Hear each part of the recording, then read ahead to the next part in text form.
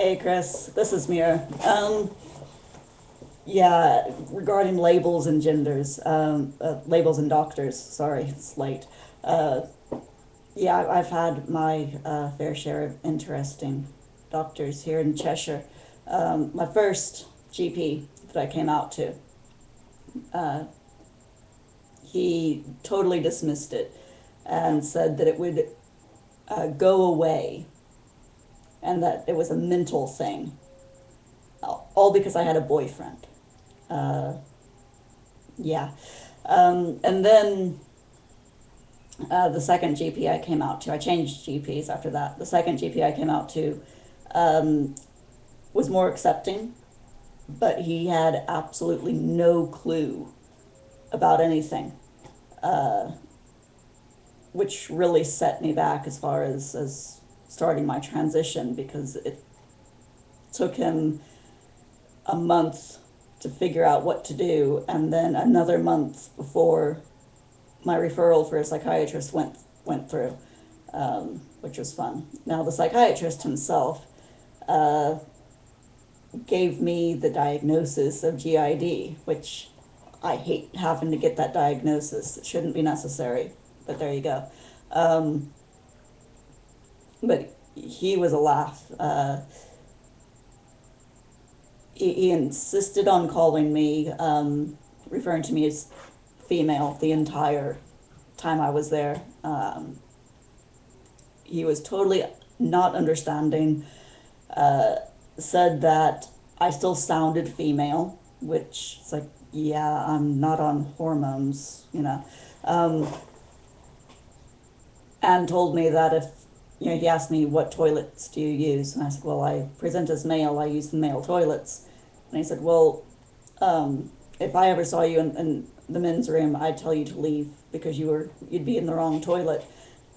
Which, you know, psychiatrist, hello, professional, not really. And then his referral letter was fun as well. Constantly, even though he admitted that he knew my preferred pronouns were masculine or are masculine, and he still referred to me as she through the entire letter. My current GP, unfortunately, the last GP that I had that was accepting but didn't know what he was doing, he left the practice. There are two other GPs in the practice that I go to. One of them I refuse to see. He's that uneducated and untrained in transgender stuff. He, again, refers to me as female. He actually referred to me in my old female name and refused to use my more masculine name here.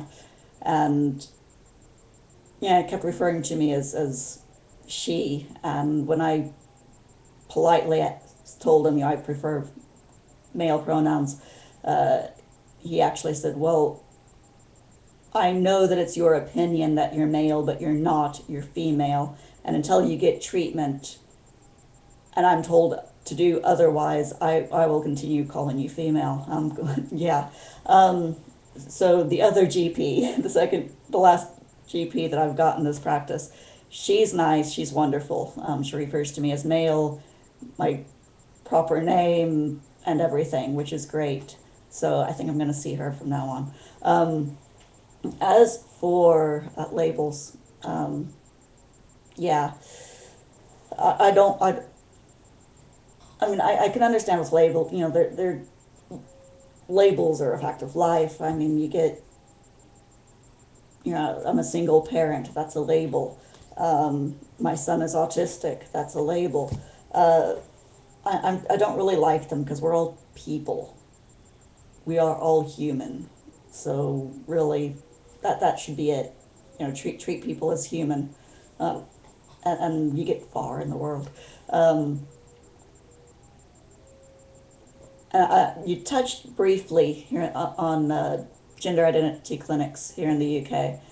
You mentioned, I think, Exeter and Charing Cross. There's also Leeds, gender identity clinic. I think it's at Seacroft Hospital. There's one that I see, it's a London Gender Clinic, and that's with Dr. Curtis. That's one I go to. I've decided to go private through Dr. Curtis because it was just taking way too long going through the NHS.